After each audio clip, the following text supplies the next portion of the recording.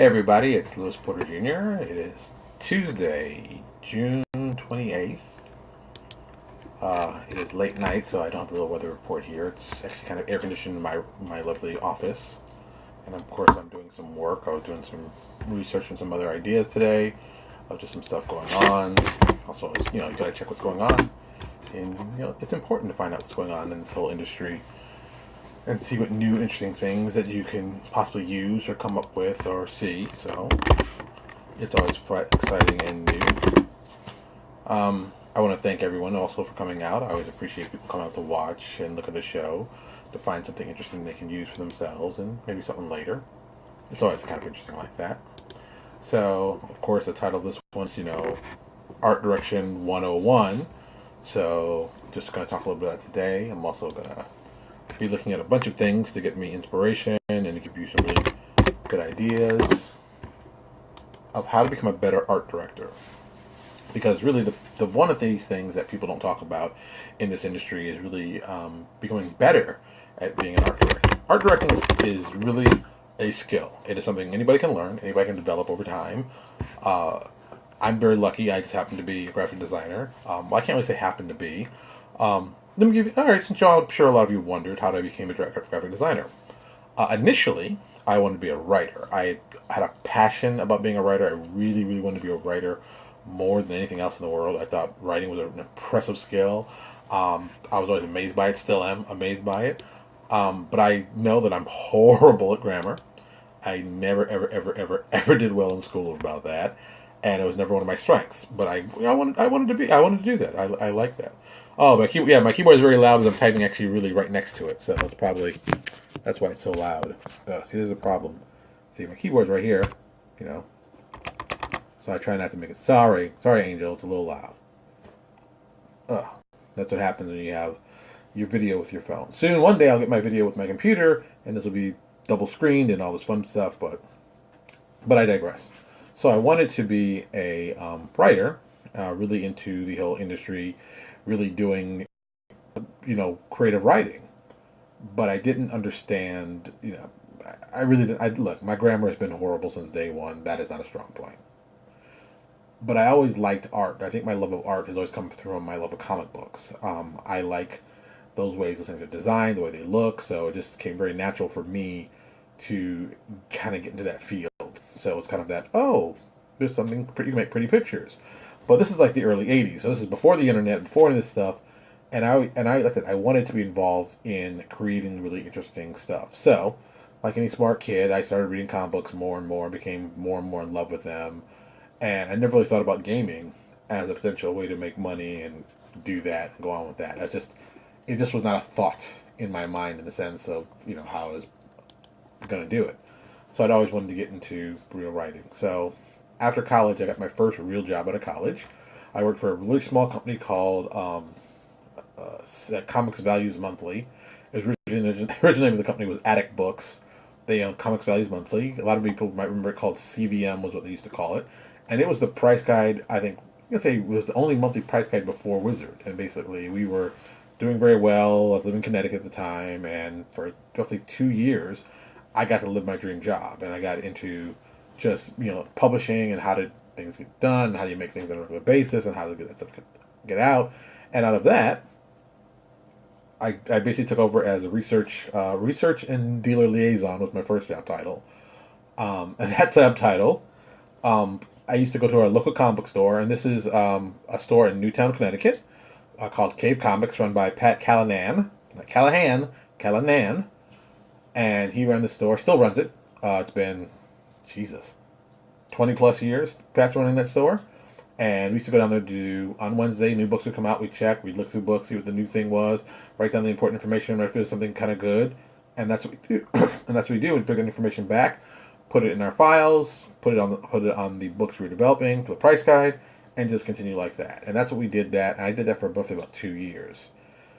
Well, during that, I moved from research and deal liaison to assistant editor, where I basically learned how to put together books and, assign stories out for writers to get them involved and pay them. But I also had to learn basic layout of how books got laid out and how to do the graphic design. and there's a guy that I'll never forget who was doing graphic design for us. And this guy's name, I'll never forget it, but it was his true name, but it was one of those things that you just can't forget, was Jay Running Deer. Jay was Native American. I don't know many guys named Running Deer, but that was a cool name. You can't, it's hard to forget, so he would show me how to do little stuff for layout, and I kept saying, "Oh wow, I wish I could do my own thing, so I didn't have to really depend on him. I could learn it myself. What do I need to do?" So, so literally after that job ended, I started working security at the Hilton in my hometown, and I was working 3 days a week, Friday, Saturday, Sunday, and I was doing 13 and 14-hour shifts. So the rest of the week I'd have open, and it was a rough job to do those. I never forget that was a tough job, just time-wise. And I did that job, I think it was 10, 11 months. It's been such a long time, I can barely remember anymore. While I was working there, a friend of mine, Jeff Juilliard, was a graphic designer. Jeff went to school and then had his own. At that point, he was working for a music company. He left there, started his own design company, and I was just always amazed because I knew he's a good designer. I was like, hey, could you teach me some stuff? Could you get me started? And sure. So every Saturday at like 8 in the morning, I would leave my job at the Hilton, go over there, spend an hour working with him on developing my graphic design skills, learning what you need to do, learning the tricks, learning that kind of stuff. And that gave me enough basic information after about a year. That gave me enough basic skills where I could basically do some at least reasonable layout. From there, I moved from Connecticut to Maryland where I started doing some freelancing. So I had built enough skill that I could do some freelancing and stuff like that. Went from that freelancing point, left Baltimore, Maryland, then moved out to Indianapolis, which was a good and bad decision. Anybody who knows me knows I personally hate Indianapolis. I had a horrible time in Indianapolis. I mean, socially, it was one of the worst places I've ever lived. I would never move there again. I barely like going there for Gen Con. I mean, that's how much I dislike Indy. But being there, I did actually work for a company called, at the time, what is it called now? Macmillan Publishing is what I was there working there. But now I think it's been absorbed by another company. Their big claim to fame book-wise was they did these books, The Complete Idiot's Guide. Do I even have any on my... No, I don't even have any more left. You ever see the orange books, like the Complete Idiot? Yeah. Complete Idiot's Guides. They're orange. The Complete Idiot's Guide. What's the Complete Idiot's Guide? What was it called? No. The Complete Idiot's Guide was the orange. We were the Complete something. No, the Complete Idiot's Guide was in yellow. Ours were in orange. I can't remember. It's been, like I said, it's been like 20 plus years now. So I worked for them for about 2 years. And basically all I did was layout work. I did layout work. And we basically got to a point where we had to lay out books very quickly, get them assembled, and get them out. Yeah, the Complete Idiot's Guides. That was Complete Idiot's Guides. I think, so now I got to look it up. It's driving me crazy. So it was one of those things that I just happened to fall into a really, really good job for me to learn how to do layout really well. See, I'm checking this to make sure. It wasn't the Complete Idiot's Guide. We were the Complete... What were we called? See, it's been such a long time, I can't remember what it's the Complete Idiot's Guide with the yellow ones. We were in orange. No, the Complete Idiot's Guide. Yeah, wow. That's how long it's been. Yep, Alpha Books. Yep, that was us. Penguin. So, the funny part was, here's a little insight on those books. Have you ever seen the Complete Idiot's Guide when you go to the bookstore? You'll see them, the orange books. They have just anything you want to learn about's on them. One girl does all the layouts for every one of those books. One girl. I don't mean like one girl did one and did... I mean, every time you see a Complete Idiot's Guide, one person laid that out. This is a girl I used to work with. I can't remember her name anymore. But it amazed me because she was so fast at layout. When, the average layout person, at my fastest, I mean, really my fastest layout with style sheets and design and putting in artwork, everything, I could do about, I'd say 12 pages an hour. Now I don't mean like, just slamming the stuff down. I mean 12 pages an hour with the formatting done, everything ready to print. You could basically take my layout and go export and print, and go to print with it, it'd be perfect. That's how I was at. I was like 10 to 12 pages an hour. And that's when I was at my fastest, when I was really focused on, doing it like I was supposed to. This girl was laying out roughly about 60 pages an hour. She would do a book a day, and she was a machine. And I'd be like, how are you doing 60 pages an hour? That's almost impossible. And she just had it down to a system. And I don't know if she still works there, but I was always amazed. I mean, when I worked there, she did a book a day. Literally, 5 days a week, she put a book out. She put one book a day. Bam, bam, bam, bam, bam, and that's a skill. Anybody who do those layout knows that's a lot of work, and she did a lot of work very quickly, and she got paid, I guess, very well for it for I don't know how long. But it was one of those things like, holy cow, I couldn't do that. I couldn't. I mean, I can't do that now. I couldn't do it then. So it's just a lot of skill. So working at Macmillan taught me how to increase my speed, got me to understand how layout should be on a book series for a long-term thing, and that really worked really well for me. And then from there, I left Indianapolis and got a job working in web design down here in Fort Lauderdale, and I've been here ever since. And I've always done I've done web work, which is I do it because it pays the bills. But my true first love will always be layout. I like books. I like laying out pieces of that I get my hands on. Digital, it's like whatever, man. I make it. It's whatever. But like books and magazines and whatever, I dig that. That's very much my soul of design. So with that, we're going to talk about art. So this is going to go back to another topic that I know that you all know and I talk about all the time, Pinterest. If you're really serious about learning about art and understanding what looks good as an art director, get yourself a Pinterest account. Don't even kid yourself. Get yourself a Pinterest account. It's easy, it's free, everyone does it, it's got tons of great stuff. And start making folders. I mean, like I told you, I have 23 boards or folders on mine, and they run the gambit of lots of different things. And if you go to Pinterest.com/LMPJR007, that's my page. That's all the boards I have. The number one board, my first board, is character design, which I have roughly 1,600, well, over 1,600 character design images in there. So anytime I tell one of my artists, hey, I need a design for something, you need to get inspiration, well, go look at my character design boards. There's tons of stuff in there. After that, I have action sequences, which is almost 200 in those. Monsters, almost 500. Well, a little over 450 in there. Comic book covers. This is an important one. 614. All right. The reason I have so many of the comic book covers is because comic book, as I've said before, design covers that have to sell books. And looking at comic book covers can give you a lot of inspiration on what makes a good cover, makes a good cover structure, why it works, why it doesn't, and even looking at decades of how they design comics will actually help you be a better designer. Comic book artists, of course, but I love comic book artists. Weapons and equipment. That one is roughly about 600 in them. Just random items that would make good equipment that people would be interested to have and see. Paizo does their. I don't even think I can reach any because they're actually no. Where did I move those cards? What's my cards? Like little cards. These are mine. This isn't. But you'll get what I'm saying. These cards like this size. Paizo does theirs. Where actually? Now I'm wondering where are my Paizo cards? They should be up here. See, this happens. You got a messy desk. You should clean your desk off. That'd be my problem. Yeah. See, now I'm kind of interested. Where are my cards? They should be right here. Anyway, Paizo does little cards. They have like little pieces of equipment.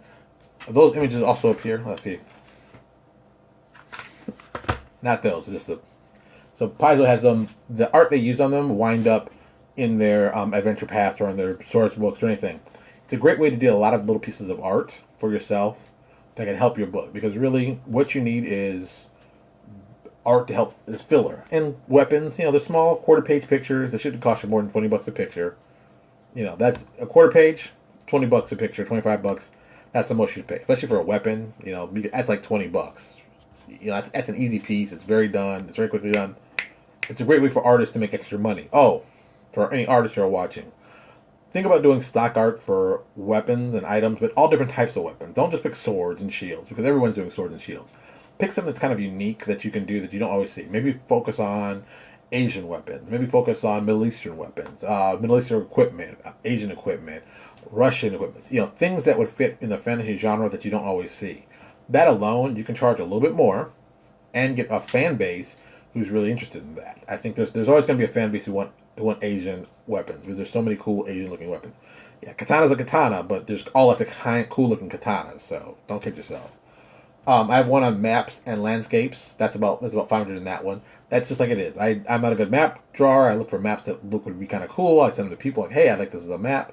That's what that's for. Symbols and icons. I started doing this kind of stuff because what White Wolf was doing, they were adding a lot of icons and symbolism to their designs. They were looking at their page when they're doing a character like Gangrel, and they'll have like a tribal symbol for it, and that's kind of how that kind of spun off for me. I did the same thing for Neo Exodus. I know people have done them for larger books. But who am I thinking off the top of my head? Someone, a third party guy that I can't think off the top of my head, had some symbols that was a cool idea. Yeah, Angel, yes. Cartography has a massive learning curve. That's why I farmed that out. I've never been good at maps. I know guys who are really good at it, and I pay them for it. And I must say, uh, it always drives me crazy for cartography because it's a one-shot piece of art that I only use once. Rarely do you get to use. I mean, if you're doing big world maps, yeah, but like actual adventures and stuff, it goes against my being as a businessman to make a product that has a one thing. It's a one-shot thing, and you're never gonna use it again. So that just drives me crazy. But you need that kind of you need cartography in there. You need that, and it's just one of those things that just drive me crazy. Also with that, we have RPG covers, which have a little over 200, and all different stuff. Like the main images from Champions, which was still one of my favorite covers of all times, is the George Perez cover with the Seeker and Doctor Destroyer on it. Great cover, I love it. Then I have one called Inspiring Faces, and this is just faces of people that I see that I love the way they look, their headshot, and I just take it and put it in the folder. There's 150 pictures, images in it, and it's all different types of faces from all over the world, so you can always have unique looking faces because so many people do the same kind of blonde hair, blue eye, and it's like people are always like, oh, I wish I could do a cool unique face. Look for a cool unique face, see it, put it in your little faces folder. Just keep it for later. You're gonna need that later. I have one thing called Just Cool Stuff, and it's full of just cool stuff. My graphic design folder is full of just cool graphic design stuff that people can learn from. Why use this color? What does this color mean with this effect? I mean, it's a lot of educational stuff that people find interesting. Logo design. If you're looking to build a logo for yourself or a company, there's a lot of inspiration, understanding how logos are built are in there. I have a folder for Grand Theft Exodus, my webcomic that eventually one day will come out. Business related stuff, cosplay, airships, science fiction, in the mind of a madman, just some random stuff. Getting into shape. Yeah, you never know. There's some interesting stuff in there. Follows, yeah, but I don't. Okay, Jeff is saying. Jeff's putting file the serial numbers off and put out a collection of stock maps. Yeah, you could do that. A lot of people have tried doing that. I wish people would do that. Once again, for all you artists or cartographers, stock art is your friend. You should be making money on stock art. I've said it a million times. I'm going to keep saying it. Maybe some people will get it. Maybe some people won't. Some people are like, oh, it's not something I want to do. Whoever, whoever, whoever becomes the Ed Burrell, and if you don't know who Ed Burrell is, Ed Burrell he currently works for Privateer Press. He put out a lot of stock art maps, not stock art, so a lot of map tiles in the early years of PDF. So if anybody's any kind of brains, develop that kind of stuff, put it out, put it as stock art. You could rock. You could just cash in because people need maps. They need to do cool maps. If you can provide that, you can make a lot of money. That's just point blank. Maps. A simple map will cost you. It can cost you anywhere between 200, maybe $300. If you've developed really awesome stock art maps, you could do probably very well. People will use them because they need them. That's just a point blank thing. Yeah, in the mind of a madman. Getting into shape. I have a thing about getting into shape about food. It's good to know all kinds of cool food and exercises. I have a weird toys one. This is a new one. This is like really, really new. There's this toy line that's inspired by Ashley Wood that I thought looks awesome for some weird reason. So I started, saving those in there. After that, we've got Transparency Agenda. So yes, if you go on Pinterest, you can find these videos about Transparency Agenda. And of course, last but not least, cooking and food, because there's always some cool food stuff you can look for.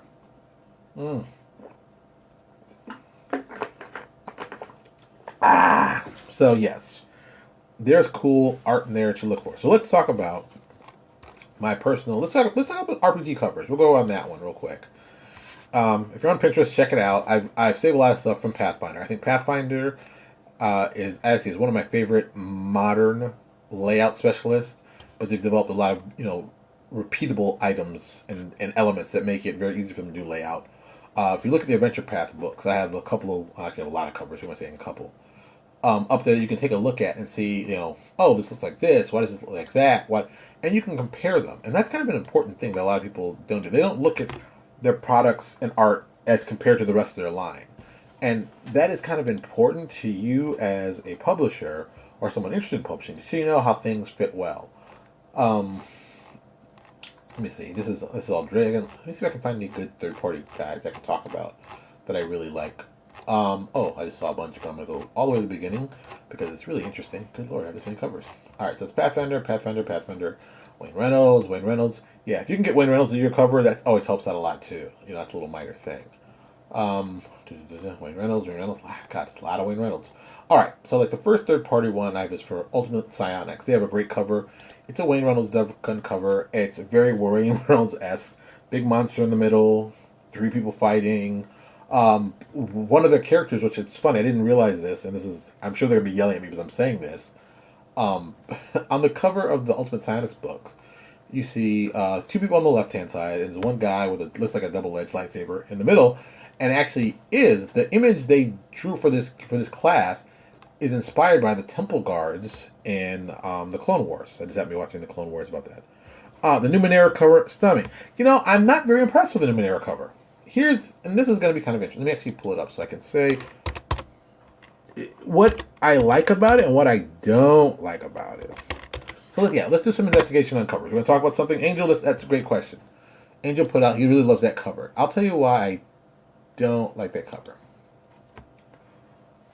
It's more of a movie poster than a cover, and it gives me a lot of things to look at, but it's like it isn't giving me. And this is just like I said. This is my opinion. This is 100% my opinion. Why I feel it's a good cover. It's a solid cover. It is very cinematic in a sense. Look at the big object in the middle, and the people looking, and but I don't see the.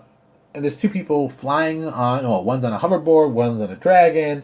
Yeah, but what is it doing to make me say I want to play that? Or even better, the most important thing, I want to pick this up and look at more. Now, remember, I'm looking at this from an artist's eyes, and I'm like, okay, I've seen this cover before. I've seen this look before. I've seen this before. There's nothing new under the sun, so don't be impressed by that. But it's like, okay, let's talk about some other stuff. Let me look at this cover. I'm gonna look at this cover. All right, first thing I notice on this cover, I'm looking at everybody on this cover, the lack of diversity.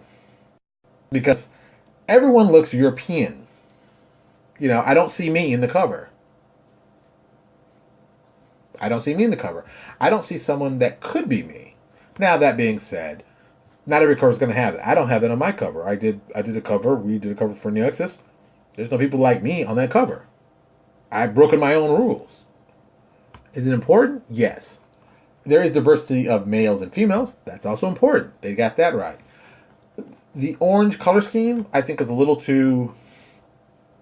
I'm going to use the word subtle, but that's really not the right word. It's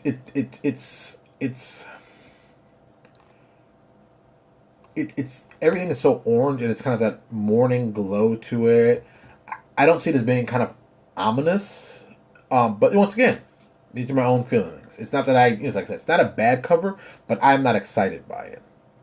You know, I want a cover to be exciting, that when you look at it, you go, whoa. I'll put in direct comparison. I'll talk about the one I like, the Champions cover. Boom.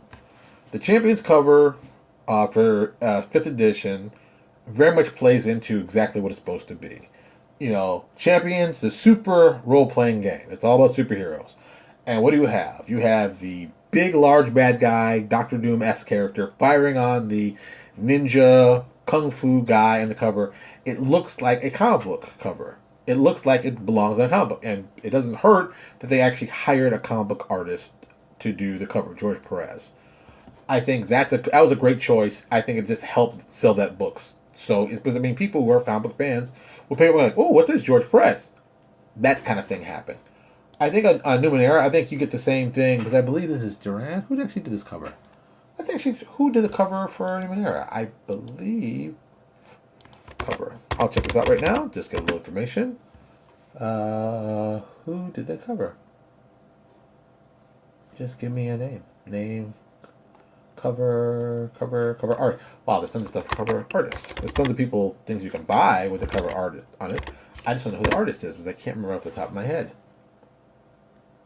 No, I don't think he's the cover artist. It says it's Clear and Dwyer, but I don't think that. I think, Angel, the Green Ronin's publishing art on Mutants and Mastermind was fantastic. I think they understood also how to do a superhero one. They went more of the Alex Ross kind of look to it, which is still a solid comic book look if you're going to be doing that. I think that's a smart piece. Luminaire, I think it's Dave Dorman. I think it's Dave Dorman. I'm gonna assume it's Dave Dorman as art. That's another thing. If you're gonna do art, learn different artists. There's tons of artists out there doing all different styles. See all of them. See as many artists you can find. There's always somebody doing something kind of cool. It also helps you figure out when you want to tell your artist what do you want to look like. I think Green Ronin also are comic book fans. I know they are huge comic book fans, so I only expected them to give comic book type covers. So yeah, they've done a great job. I think they did a great job when they got to use the DC art for their DC edition of Ninja Masterminds. That's great. You know, once again, comic book covers done for RPGs that looked awesome. So that's a good one. I happen to be looking at this one, just happened to come up from Cobalt Press. 8 Arabian Nights. That's a great cover. Two people on the cover. It looks very, very cool, even though it's tons of orange, which I don't understand why everything is in tons of orange, but I get it. The lamp is in a great focus position. It's a great cover. I think that's a great cover to do that kind of thing. I think they got it right. What's another good cover I can take a peek at here? That's something people. One of my favorite covers of all time, and this to me, this is how you do a cover. Spelljammers, when Paizo had when they were doing was it Polyhedron at the time? Well, technically it was Dungeon, but Polyhedron on the other side they were doing that. They did a Spelljammers cover for Shadow of the Spider Moon, and it's this drow elf in armor with a lovely cutlass and a flintlock, and I don't remember who did the artwork for this. I really don't, but it's I was always inspired when I saw this image. This image is awesome. If you can check it out, Spelljammer, Shadow of the Spider Moon. That cover is awesome because that tells me I don't even know what's going on here, but this guy looks badass, and I want to find out more about him. And that's a great cover. That's the kind of effect you want to do. You want to be like, wow, man, I want to learn more about that. Let me check it out. Boom. You get a person to crack it open, you got him. That's 90%. That's what good art will do. More Wayne Reynolds. Yeah, I like Wayne Reynolds a lot. I didn't realize how much his art was in here. There's so much Wayne Reynolds art in my RPG covers. It's kind of funny. Gear Forge, that's the one. I kind of like that one. It makes a little more sense. It's kind of cool. Also, another Cobalt Press one they did. Wow, man, Wayne Reynolds has done a lot of covers. You don't think about it till you actually see it. It's really kind of interesting. The guys who make it's let me get this right. O1 Games. They've done a lot of some Pathfinder stuff. They've done some other own stuff. They have a basic Paths series. I think the graphic design on it is perfect, and the art they pick is just as good. So you might want to check them out. They do some really great covers, some really great art, and some good stuff there. Also do really great marketing, which I think is like another strength of theirs. Their marketing for their products is probably the best. I'd say equal, if not better than Paizo. But once again, these guys are smaller budget, got to try harder, and they do really, really great marketing. And somebody should check out O1 Games. They're on RPG Now. You can check them out. Get some good stuff. More Pathfinder. Is this all Pathfinder in here? I really saved a lot of Pathfinder covers. I mean, I've also saved some Ravenloft stuff here too, and some other cool stuff like that. But also Dungeon Magazine, where they did the whole Chess Band series, the chess series they did, which I still think was such an awesome series. But that's a good thing to look at. I mean, just for covers to get your ideas. Then look at combo covers. This one, there were 600 pieces in here. You're gonna find something you like. You're gonna find something that you can use to replicate, or even design as a fan. It's when you do combo covers monthly, you have to come up with new looking stuff and not be repetitive, but at the same time, it's got to tell a story on it. And I think once you get that idea down pat and learn how to do it for yourself, you can use this stuff. And let's be honest, some of the covers you may not say, oh, it's not a good cover. It might be a good interior piece. Scott Schumberg did the art on Spelljammer. Yeah, thank you. That was an awesome piece. That Spelljammer's piece, Shadows of the Spider Moon. That's an awesome piece. That's what I'm talking about. Let's do more stuff like that. And find artists you like. Find covers you already like that you think are awesome. I've said X-Men 141 and X-Men 142. Those are two great covers that constantly are great to use. X-Men 171, Paul Smith. It's Wolverine on the cover for his wedding invitation with a samurai sword, katana, shoved in it. It's a simple, easy piece, but well done. Jim Lee. Which X-Men is this one? 270. Another good cover. Uh, Here's a cover from a very I can't really call it a small company, but a cool company. Uh, CrossGen did a series. It ended after 2 issues called Negation War, and their first cover is awesome. It's done by Paul Pelletier. It's basically it's I don't want to use the word crucified, but definitely shoved up on stakes. This guy is shoved up on stakes as a superhero. It's a good cover. Check it out. It's called Negation War. It's like part 1. It's easy to find. From CrossGen, April 2004. 16 years. I mean, what? 12 years later, still love this cover. Still a great cover. If you want to see some really a long series of covers done by somebody, even with a lot of text, excuse me, a lot of text in the covers, check out George Perez's run on the New Teen Titans, because he's the guy who did great covers every month with that are full of a lot of text. There's a lot of text on these covers, make them very text heavy, but still the images come through, and some of the images just really just iconic, well put together pieces like that. Which one is the Superman? I know which one. I can't. Superman, when he came back in the 80s? Yeah, it was 80s, since John Byrne did these. He's a cover of, it's Superman number 8, 75 cents. It's Superman versus the Legion of Superheroes, and it's a great posing cover. Superman's got block from Legion of Superheroes over his head like this. He's holding one guy up like this, and there's guys in the background. This is a simple piece that's been used and copied a lot of times over. I think anybody smart, if look at that cover, and you tell me if you couldn't put a fantasy spin on that, that would still be an awesome cover, because the construction of the cover is right. People can see how awesome it is, how well put together it is, and that's something you've got to focus on. Like I said, I just think it's an awesome cover. People, if you don't know it, check it out. Let me see if I can find something else. Oh, okay. One of my favorite covers of all time, Mike Zeck, Captain America, number 287. It is a great cover with Captain America versus Deathlock. Simple, it's easy, it's fighting. There's even sweat on Cap's face in the piece, and it's it's not really super complex, but at the same time, you see the struggle these guys are having on the cover, and you can feel it. Cap is bashing this guy into something mechanical. He's firing his gun, but he's missing. And Cap's got his arm. There's a lot of energy in the picture. See, these are all important things. You don't want to have a picture where people just stand around like, You want exciting pictures, so when people pick it, they get excited. That's what it's about. That's what we're doing here with the art. So that's kind of good thing. And you can do now. Let me do the contrary. You can have people standing around if the pose they're doing makes sense and looks awesome. There's some poses you're like, damn, that's a badass. But you don't want to have them just standing around. Action is always better than just standing around. We all know that. Action is always better. Just tons of covers. So many covers. So many covers. Good Lord, man. It's just amazing how many covers right here. That's a kind of a cool cover. Justice Machine versus the Elementals from Kamiko. This is a very old book. If you can even find this, I'll be impressed.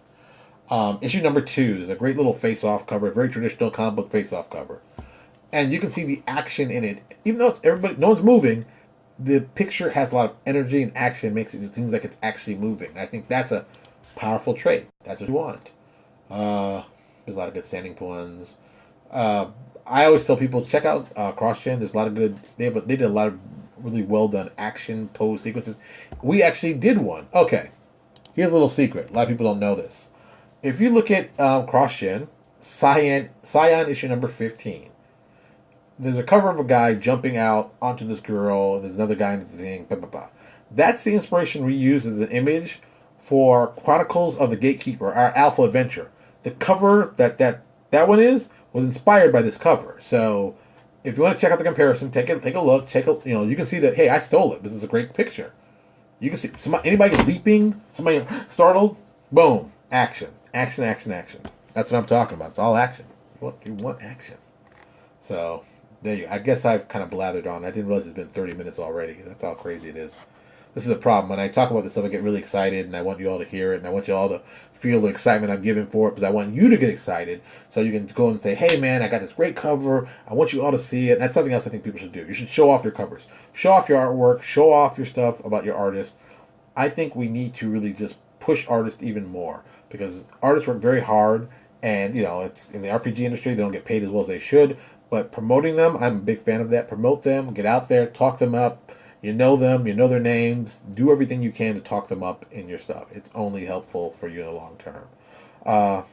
So I guess that's going to be it. It's been 30 minutes. I know you guys are like, wow, he's been talking a long time, talking about a bunch of stuff. He just rambled. So, do me a favor. Some of the stuff will be in the notes below on our YouTube page. If you're a fan of the videos, also do me a huge favor. Subscribe on our YouTube page. I know you subscribe here, but also subscribe on our YouTube page because that's important for the whole marketing part. So please, if you love it, subscribe. Go to our YouTube page. The link is in the bottom. Well, the link is on our YouTube. Go to our YouTube page. Type in Louis Porter Jr. You should find it. Or Transparency Agenda Daily. You should be able to find it. It'll be there. Give us some great support. Hey, that's all I can say. What am I going to talk about tomorrow? I don't know. Something cool might happen tomorrow. You never know. But tomorrow's going to be Wednesday, so most likely it'll be comic book day. It'll be comic book related somehow, like they usually always are. But we might be showing you some cool books, something new, or something else I found at the comic book store, or even at the gaming store. Hey,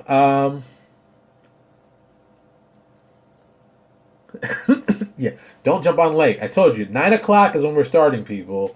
For all you people, I'm starting at 9. I'm being official. I'm starting at 9. I'm trying to get everybody done by 9:30. Because, on the West Coast, some people it's 6 o'clock, so it gives them enough time to either watch it and they can go home or be at home and watch it before dinner or whatever. I'm trying to do that stuff, make it easy for me. But like I said, once this is all done, I put it online at YouTube so you all can check it out. I'm still working on trying to get this thing to the main image, like I said, the main viewer. So maybe we can do something else. Maybe I might do something cool for 4th of July. I'm not sure. I'm hoping to do maybe even a quick video or something, but I'll do something. All right, everybody. As always, thank you so much for watching. I'll talk to you all tomorrow. Have a good night.